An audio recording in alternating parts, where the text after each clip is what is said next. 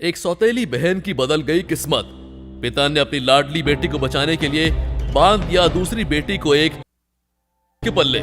ये क्या पापा, आपने अपने फायदे के लिए उस कुरूप आदमी के साथ मेरा। दरअसल आरोही के पिता महेश्वर ने आरोही की शादी दिल्ली के रईस खानदानों में से एक रायजादा खानदान के इकलौते वारिस विक्रम रायजादा से तय कर दी थी, वो भी आरोही से बिना पूछे। अपनी लाडली बेटी अनन्या की जिंदगी बर्बाद नहीं करना चाहती थे आप, तो मुझे बलि का बकरा बना दिया ना। अगर ये शादी लाखों में एक है तो करा दीजिए ना अनन्या की उस विक्रम से शादी। बस, अगर तूने मना किया तो मैं तेरे खाल उधर लूंगा। बड़ी बहन होने के नाते ये शादी तुझे ही करनी होगी। चाहे कुछ भी हो जाए, मैं ये शादी बिल्कुल नहीं करूंगी। तभी आरोही की सौतेली माँ सुधा ने कुछ तस्वीरें निकाली और आरोही की तरफ फेंकी। उन तस्वीरों में आरोही की सगी माँ थी। माँ की फोटो देख आरोही के रुके हुए आंसू छूट गए और बहने लगे। आरोही, मैं और तेरे पापा जानते हैं कि इस वक्त तेरी माँ किधर है। अगर तुम्हें अपनी माँ से मिलना है तो इस शादी के लिए हाँ कर दो। कभी आरोही, उसकी माँ और बाप महेश्वर एक छोटा और खुशहाल सा परिवार हुआ करते थे, लेकिन लगभग 14 साल पहले महेश्वर सुधा से मिला और प्यार में पड़ गया। आरोही की सगी माँ वो सदमा सह नहीं पाई और उसने अपनी सुध खो दी और एक दिन अचानक कहीं गायब हो गई। अपनी माँ को वापस पाने के लिए आरोही कुछ भी करने को तैयार थी, इसलिए उसने विक्रम रायजादा से रिश्ता मंजूर कर लिया। शादी के मंडप में जब आरोही बैठी थी तब विक्रम वहां व्हील चेयर पर आया था। आरोही ने विक्रम का चेहरा देखने की कोशिश की, लेकिन सेहरा पहने होने की वजह से वो विक्रम की शक्ल नहीं देख पाई। शादी होने के बाद जब आरोही ने कमरे की उस लाल रोशनी में अपने पति का चेहरा देखा तो वो ऊपर से नीचे तक हिल गई, क्योंकि विक्रम बिल्कुल भी वैसा कुरूप नहीं था जैसा पूरी दुनिया उसके बारे में बोलती थी। उल्टा वो तो बेहद ही खूबसूरत था। एक पल को आरोही को लगा कि वो गलत कमरे में आ गई है। चिंता मत करो, तुम बिल्कुल सही कमरे में आई। नहीं विक्रम। आरोही ये सुनकर चौंक गई। फिर विक्रम ने बड़े ही प्यार से आरोही के हाथ अपने हाथ में लिया और अचानक ही एक तेज धारदार चाकू से उसकी उंगली पर एक कट मार दिया, जिससे उसकी उंगली पर थोड़ा खून आ गया। आरोही दर्द से कर्राह उठी। विक्रम के इस बर्ताव से आरोही दंग रह गई। इससे पहले कि वो कुछ पूछती, विक्रम बोला, जाओ जाके सोफे पे सो जाओ। और हाँ, ये बात याद रखना, ये आखिरी बार जब तुम मेरे बिस्तर पर आई, समझे? जी। अभी अभी जो भी हुआ था उसे भूलकर आरोही अपनी माँ के बारे में सोचने लगी। उसी के लिए तो वो ये सब कुछ कर रही थी। अब वो बस ये उम्मीद कर रही थी कि बहुत जल्द वो अपनी माँ से मिल पाए। इस ख्याल की खुशी जहन में बिठा के वो चुपचाप सोफे पे सो गई। अगली सुबह एक भारी आवाज ने आरोही को जगाया। जैसे ही उसने आंखें खोली, उसके सामने एक बिल्कुल ही भद्दा सा चेहरा था। एक पल के लिए वो समझ नहीं पाई कि वो कौन है। क्या हुआ? एक ही रात में अपने पति को भूल गई? ये आवाज तो विक्रम की ही थी, लेकिन उसका चेहरा कुछ अजीब लग रहा था। उसने विक्रम का खूबसूरत चेहरा अपनी आंखों से पिछली रात देखा था, तो फिर ये भद्दा चेहरा कहां से आया? क्या उसने कोई नकाब पहना था? पर कोई इतना खूबसूरत होकर ऐसा भद्दा नकाब क्यों पहनेगा? दुनिया अपनी खामियां छुपाने के लिए तरह तरह की चीजें करती है, और यहाँ विक्रम इस बदसूरत नकाब के पीछे इतना खूबसूरत चेहरा छुपाए बैठा था। पर क्यों? यार, आरोही की उसकी मर्जी के खिलाफ जाकर उस आदमी से शादी करा दी गई। पता नहीं कैसे रहेगी वो उस में। तुम्हें जानना नहीं है क्या? वो राक्षस विक्रम आरोही को मार तो नहीं देगा ना?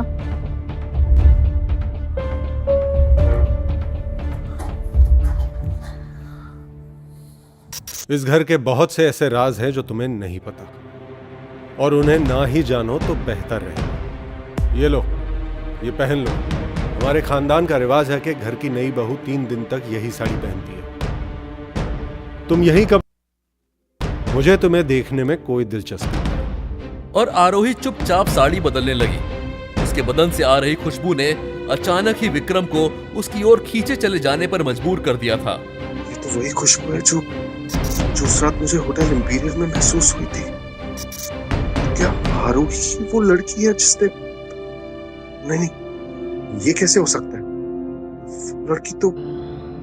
उस लड़की को तो विक्रम पूरी तरह अपने ख्यालों में गुम था और आरोही वो लाल साड़ी पहनकर तैयार हो चुकी थी। जब विक्रम ने उसे उस लाल साड़ी में देखा तो देखता ही रह गया। लेकिन तभी वहां आरोही की सास इंद्रानी अपने नौकर के साथ आ गई। इंद्रानी आरोही को देखकर मुस्कुराई। बेटा, अब जल्दी से इस घर के लिए एक बच्चा लेके आना ताकि इस घर की खुशियां वापस लौट सके। विक्रम की हालत देखकर हमें ऐसा लगा कि इस खानदान ने विक्रम के साथ। इंद्रानी जो बात कहते कहते रुक गई थी वो आरोही समझ चुकी थी।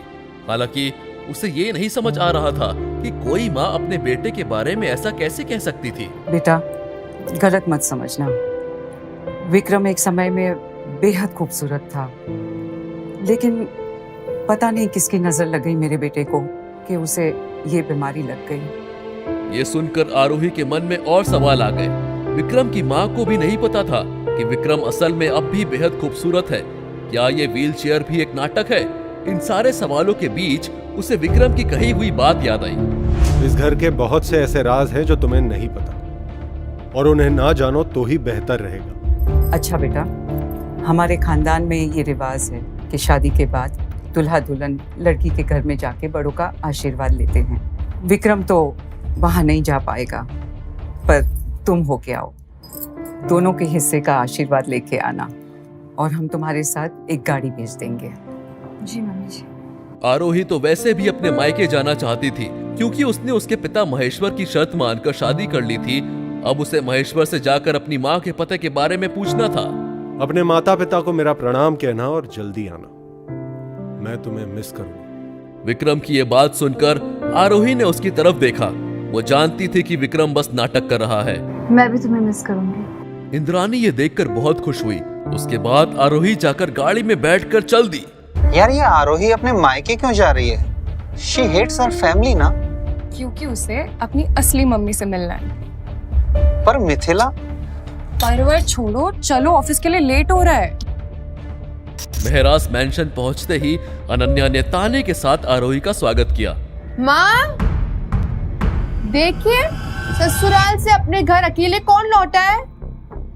क्या हुआ? ससुराल वालों ने पहले ही दिन घर से फेंक दिया क्या? पग फेरे की रस्म के लिए भेजा है मुझे। वैसे परिवार और रिश्ते की तुझे क्या समझ है? आरोही ने अनन्या को चुप कराने के लिए जब रायजादा खानदान की परंपरा के बारे में बताया तो वो उसे और उकसाने लगी। जीजा जी नहीं आए? अभी कैसे सवाल पूछ रही हूँ ना। जीजा जी अपना ऐसा चेहरा लेकर दुनिया के सामने कैसे आएंगे ना। वैसे आ भी जाते तो अपनी व्हील चेयर में कहाँ घूमते रहेंगे, है ना। वैसे कल जीजा जी ने तुम्हें बिल्कुल परेशान नहीं किया होगा। चलो अच्छा है, इस बहाने तुम हर रोज चैन की नींद तो ले पाओगी। अनन्या की ये बोलते ही आरोही ने उसके मुंह पर तमाचा जड़ दिया और फिर से वही बखेड़ा शुरू हो गया। तूने मुझे थप्पड़ मारा, अब मैं तुझे नहीं छोड़ूंगी। अनन्या, तुझे अक्ल है क्या नहीं? तेरी बड़ी बहन ससुराल से आई है और तू ऐसे लड़ाई कर रही है। इस बात ने जितना आरोही को हैरान किया उतना ही अनन्या को भी। उसने मुझे थप्पड़ मारा और तूने तो कुछ किया ही नहीं होगा, है ना। अरे जरा से 2 मिनट के लिए क्या मैं इधर उधर गई तो आरोही पे बदतमीजी करने लगी।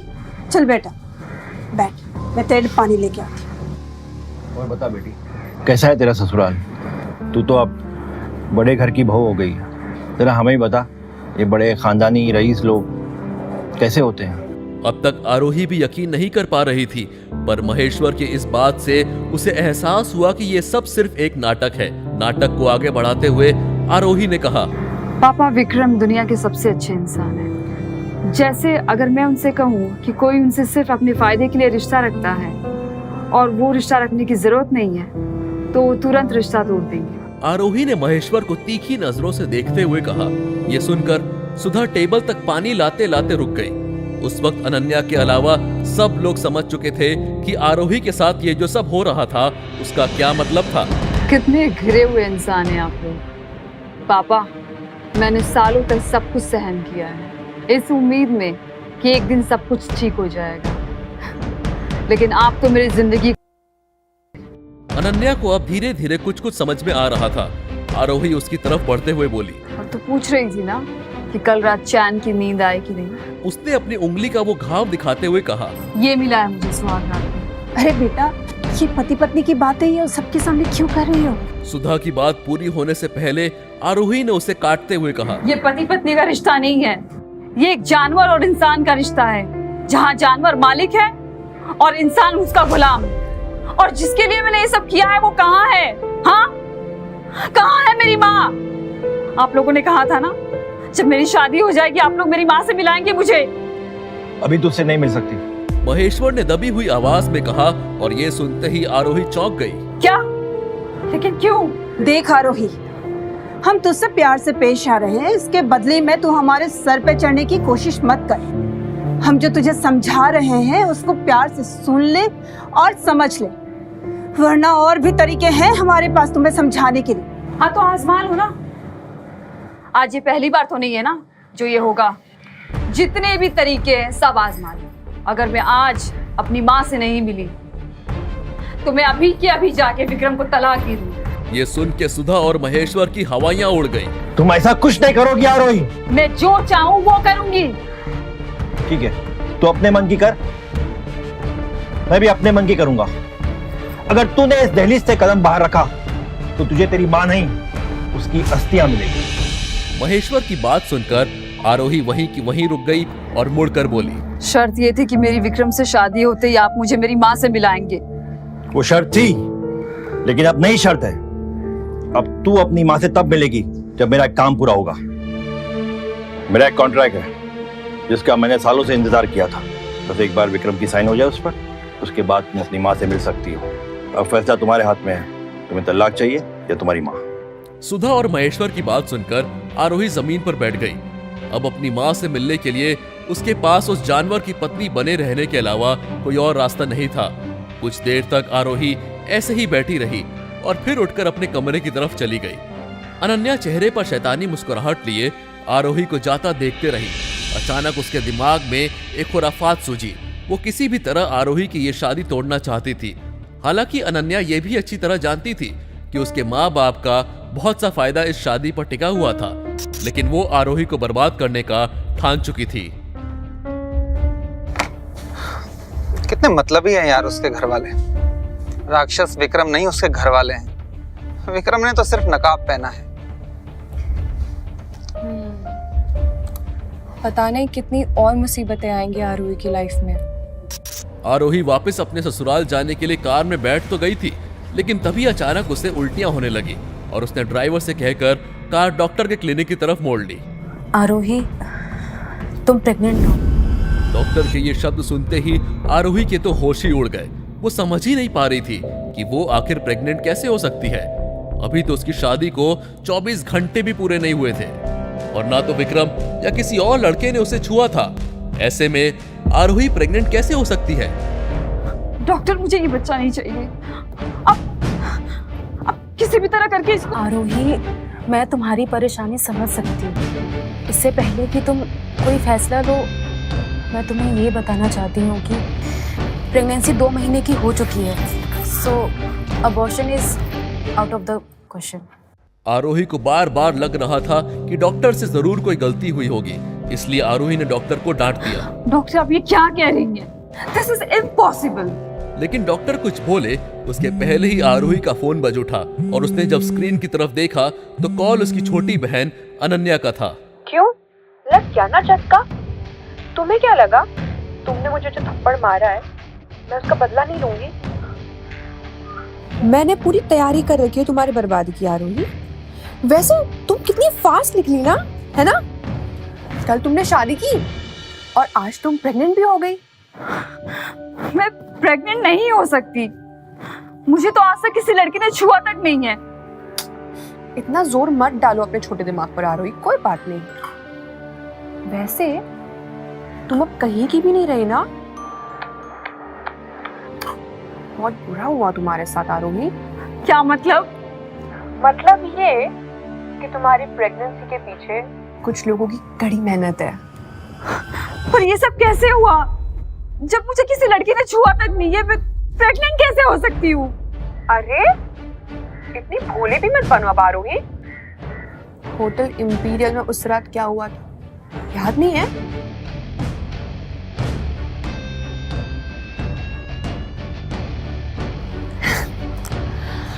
अच्छा जाओ, अभी टाइम वेस्ट मत करो। जीजा जी को गुड न्यूज दे दो ना अपनी, और फिर वो तुम्हें धक्के मार कर घर से बाहर निकाल फेंकेंगे। कितना मजा आएगा ना। होटल इंपीरियल का नाम सुनते ही आरोही एकदम से सदमे में आ गई थी। वो काली रात कैसे भूल सकती है वो अपनी जिंदगी की उस काली रात को। Shit shit shit. अनन्या ने अपनी बात कहकर फोन रख दिया था और आरोही भी प्रेगनेंसी रिपोर्ट हाथ में लिए डॉक्टर के क्लिनिक से निकलकर अपने ससुराल तो जा रही थी, लेकिन पूरे रास्ते वो इसी सोच में गुम थी कि अब वो घर पर सबको क्या जवाब देगी। अगर विक्रम को उसकी इस प्रेगनेंसी के बारे में पता चला तो वो न जाने क्या गजब करेगा। विक्रम को पता चला तो मुझे मार ही डालेगा। विक्रम की माँ और उसके घर वालों को पता चला कि मैं प्रेग्नेंट हूँ तो। अनमने मन से आरोही जब घर पहुंची तो उसकी सास इंद्रानी नीचे ही उसका इंतजार कर रही थी। ये मैं क्या सुन रही हूँ आरोही? तुम्हारे और विक्रम की शादी को 24 घंटे नहीं हुए और तुम प्रेग्नेंट हो? इसका मतलब छी, मुझे तुमसे ये उम्मीद नहीं थी। आरोही से अपनी सास को कोई जवाब देते नहीं बन रहा था।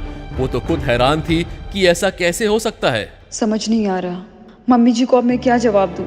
मैं तो खुद ही शॉक्ड हूँ ये जानकर कि मैं प्रेग्नेंट हूँ। अगर विक्रम को पता चला तो नहीं, ये मैं नहीं होने दे सकती। विक्रम तो मुझे जिंदा नहीं छोड़ेंगे अगर उसे ये बात पता चली तो। आरोही, मैं तुमसे कुछ पूछ रही हूँ। अब क्या मुंह में दही जमा लिया है? ये किसका पाप लिए घूम रही हो अपने पेट में? मम्मी जी प्लीज मुझे माफ कर दीजिए। मुझे खुद नहीं मालूम ये सब कैसे हुआ। प्लीज विक्रम को कुछ मत बताइएगा वरना वो मुझे छोड़ेंगे नहीं। और आरोही रोते हुए अपनी सास के पैरों में गिर गई। छोड़ूंगी तो मैं भी नहीं तुम्हें। ये गलती नहीं, गुनाह है और गुनाह की सजा मिलती ही है। सजा? कैसे सजा? सजा तो तुम्हें मिलकर ही रहेगी आरोही। सचिन, संजीव, यहाँ आओ। और इंद्रानी के बुलाने पर वहां 2 अधेड़ उम्र के आदमी आ जाते हैं। इन्होंने ही इंद्रानी को आरोही की प्रेगनेंसी के बारे में बताया था। तुम दोनों को पता है अब क्या करना है? हाँ भाभी, हमें अच्छे से पता है कि इस लड़की के साथ अब क्या करना है। क्या करने वाले हो तुम लोग मेरे साथ? हमारे खानदान का रिवाज है बहुरानी कि जब भी कोई हमारे खानदान की इज्जत को इस तरह मिट्टी में मिलाता है तो हम उसे कहीं मुंह दिखाने लायक नहीं छोड़ते। हम उसका चेहरा खराब कर देते हैं। नहीं, आप लोग ये मेरे साथ नहीं कर सकते। मैं इस खानदान की बहू हूँ। देखिए मेरे करीब बताइए। मैंने कहा ना मेरे करीब बताइए। और सचिन और संजीव हाथ में ब्लेड लिए आरोही की ओर बढ़ने लगे। मैंने कहा ना मेरे करीब बताइए। नहीं। अब क्या करेगी आरोही? क्या वो सचिन और संजीव से खुद को बचा पाएगी? आखिर कौन है आरोही के होने वाले बच्चे का बाप?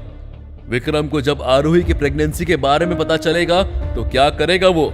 सचिन और संजीव को कैसे पता चली आरोही की प्रेगनेंसी वाली बात? क्या वो दोनों आरोही पर नजर रखे हुए थे? अगर हाँ तो क्यों कर रहे थे वो ऐसा? आखिर क्या हुआ था उस रात होटल इंपीरियल में? आखिर अनन्या ने क्या साजिश रची है आरोही के खिलाफ? क्यों आरोही के बदन से आती खुशबू बना देती है विक्रम को दीवाना? क्या विक्रम और आरोही पहले मिल चुके हैं? क्या रंग लाएगी विक्रम और आरोही की ये शर्त वाली शादी? क्या है विक्रम के चेहरे का राज? अगर उन दोनों ने अपना वादा पूरा नहीं किया तो क्या करेगी आरोही? आप भी जानना चाहते हैं ना इन चौंका देने वाले सवालों के जवाब? तो अभी डाउनलोड करें पॉकेट FM और सुने शादी के बाद, वो भी बिल्कुल फ्री।